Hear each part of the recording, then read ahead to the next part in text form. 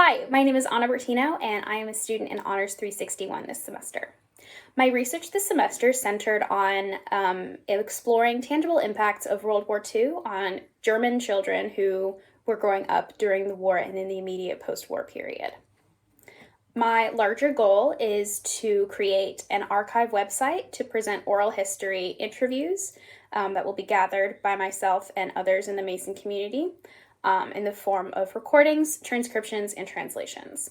This is aimed at filling in historical gaps and preserving individual narratives as historical artifacts. This archive will center on a theme of loss of innocence during childhood. And I will be hopefully applying for an Oscar URSP grant in order to complete this project. So, German children growing up during World War II are commonly referred to as Kriegskinder in scholarly literature. I will be using them as my first archive entry to set a framework to be modeled by later entries. I am using Kriegskinder as I do have a personal connection. My grandparents grew up in Germany during World War II and after that, so they are easily accessible for me to get in-depth oral history interviews from. So who are Kriegskinder? They are German children born between 1930 and 1945 who experienced World War II as non-persecuted children.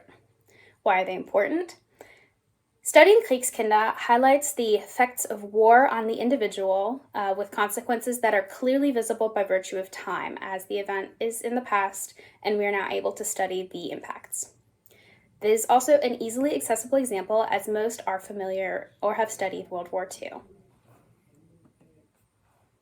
Current scholarly findings on tangible impacts of World War II on Kriegskinder show a few different things. Individuals born during the immediate post-war food crisis, so between November of 1945 and May of 1946, experienced decreased educational and occupational experience as a result of fetal malnourishment, as their mothers were not able to receive adequate nourishment during their pregnancies. West German socioeconomic standards were higher than those in East Germany prior to reunification. And finally, education reforms generally left the system intact, so elementary school, middle school, and then there are a few different types of high school that a student can choose based on aptitude and career goals. So that system remained intact from the war period through the post-war period and remains largely the same today. But rather, changes were made to curriculum, pedagogic approach of educators, and available extracurricular activities. For example, student governments were formed after the war and foreign exchange programs were set up. Finally, oral history as a research method, a bit of a crash course. Oral history is a tool that can be used to provide a richer context to past events by sort of filling in the historical record with voices that might be underrepresented or less sought out than the traditional narrative.